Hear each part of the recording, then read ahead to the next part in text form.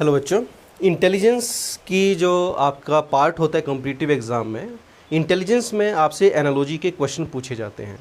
तो एनालॉजी क्या होती है? एनालॉजी का मतलब होता है सिमिलैरिटी, समानता। तो आपको पैटर्न दिया होता है क्वेश्चन में और आपको उस पैटर्न को देख करके, उसकी सिमिलैरिटी को देख करके जो दूसरा आपसे क्वेश्चन पूछा है, दूसरा आपसे पैटर्न पूछा है, उसमें आपने राइट आंसर फाइंड आउट करना है। तो फर्स्ट जो आपको क्वेश्चन में हिंट दे रखा है, एक एनालॉजी दे रखी है, उसको आपने अच्छे से एनालाइज करना है, उसके बीच में सिमिलैरिटी को आपने देखना है और उसी के जैसी सिमिलैरिटी आपको जो दूसरा उसका आंसर ऑप्शन होगा उसमें देखना है कि उसमें राइट पैटर्न कौन सा मैच कर रहा है। तो एनालॉजी के जो क्वेश्चन होते हैं उसको जनरली 3 कैटेगरी के क्वेश्चन वो पूछे जाते हैं। एक होता है वर्ड एनालॉजी। वर्ड एनालॉजी में आपको कुछ इस तरह के वर्ड दिए होंगे और उन वर्ड को आपने रिलेट करना है कि आपस में किस तरह से रिलेट कर रहे हैं। जैसे बांग्लादेश और ढाका, इसके लिए आपका जनरल नॉलेज, जनरल अवेयरनेस होना बहुत ज़रूरी है। हर तरह की आपको न्यूमरेसी की अच्छी नॉलेज होनी चाहिए, नंबर के स्क्वायर्स, क्यूब, टेबल्स आपको अच्छे से आने चाहिए, नंबर की प्रॉपर्टीज़ आपको अच्छे से पता होनी चाहिए, इवन नंबर्स क्या होते हैं, ऑड क्या होते हैं, प्राइम, कंपोजिट, ये सारे नंबर्स की प्रॉपर्टीज़, उनके स्क्वायर्स, क्यूब, इसकी अच्छी समझ होनी चाहिए। और जो आपके अल्फ़ाबेट्स हैं ABCDE, वो आपने नंबर के साथ आपने उसको समझ उसकी बिठानी है कि ABCDE 26 अल्फ़ाबेट्स हैं, वोबल्स 5 हैं। हर एक जो एक लेटर है उसका एक नंबर एसोसिएट कर देना है। A जो है फर्स्ट प्लेस पर है, B जो है सेकंड पर है, C जो है वो थर्ड पर है। इस तरह से अपने हर एक अल्फ़ाबेट को अप टू 26, Z किस में है 26 पर आया, A से Z तक हर एक नंबर के साथ एक लेटर को एसोसिएट कर देना है। इन एनालॉजी के क्वेश्चंस को सॉल्व करने में आपकी हेल्प करेगा। अभी 3 तरह की एनालॉजी के क्वेश्चन आपसे पूछे जाते हैं एग्ज़ाम में।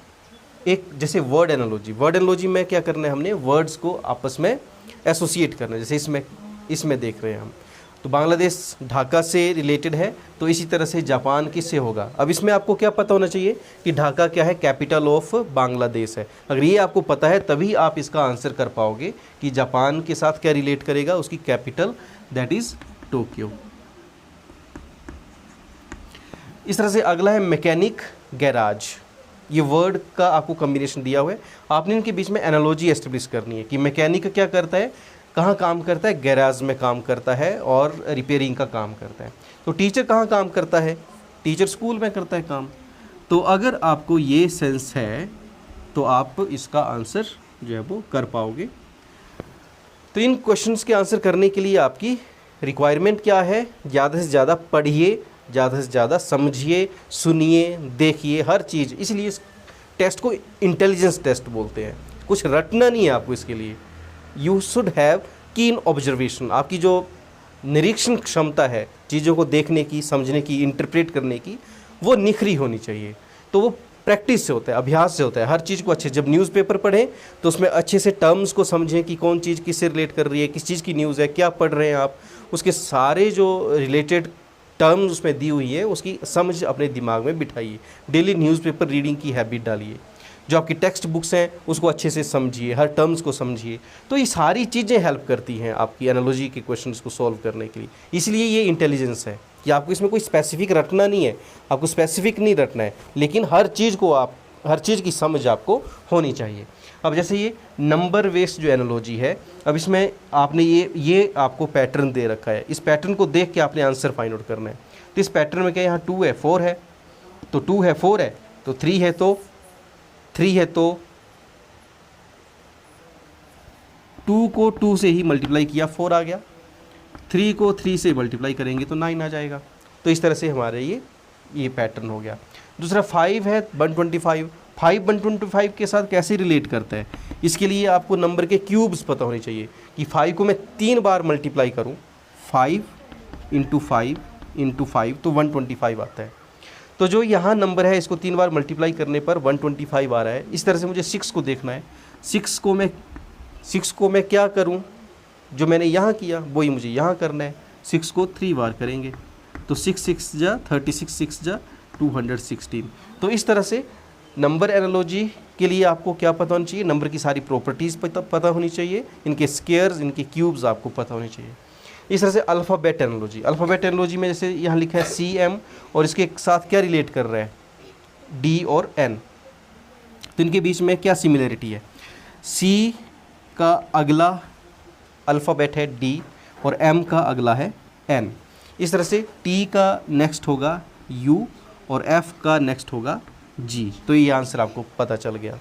इस तरह से अगला देखेंगे तो अगले में क्या है, A और C का रिलेशन क्या है, B को छोड़ के एक अल्फ़ाबेट को छोड़ के अगला है, F में से G को छोड़ के H है, और इनमें क्या है, इनमें रिवर्स है, H में से एक पीछे को छोड़ के FGH होता है, तो पीछे को वापिस आ रहे हैं, H से पिछला F को छोड़ के G को छोड़ के F है। इसी तरह से O से पीछे एक को छोड़ के MNO आता है, MNO, तो N को छोड़ के O पीछे को। तो इस तरह से अब इस पैटर्न को देख के, इस एनालॉजी को देख के मुझे हाँ आंसर फाइंड आउट करना है। तो क्या आएगा, G से आगे एक छोड़ के, जैसे A से आगे एक छोड़ के आगे आया, तो G से आगे एक छोड़ के क्या आएगा, I। F के आगे एक छोड़ के, यहाँ B के आगे एक छोड़ के क्या आ गया, D। यहाँ पीछे को आ रहे हैं वापिस, H से पीछे एक छोड़ के, मतलब FGH था, तो FG को छोड़ के H, तो यहाँ D किसके पीछे आएगा,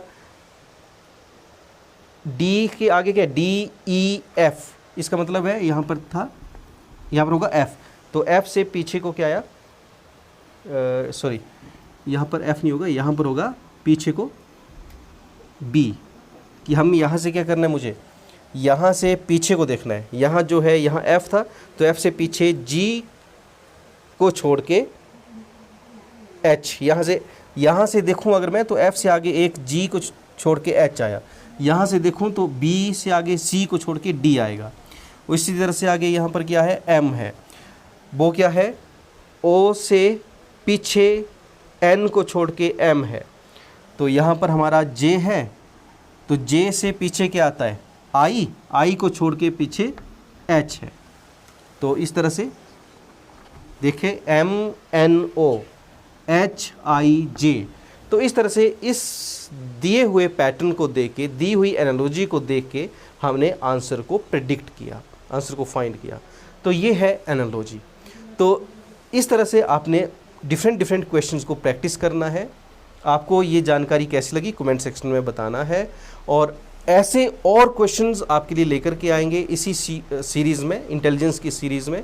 तो आपने चैनल को सब्सक्राइब कर लेना है ताकि आपकी प्रैक्टिस अच्छे से हो सके, क्योंकि एनालॉजी के क्वेश्चन के लिए आपको कुछ भी रटना नहीं है, बस प्रैक्टिस करनी है। ज़्यादा से ज़्यादा प्रैक्टिस करेंगे तो ये टॉपिक आप में, इस टॉपिक में मास्टरी हो जाएगी। Thank you.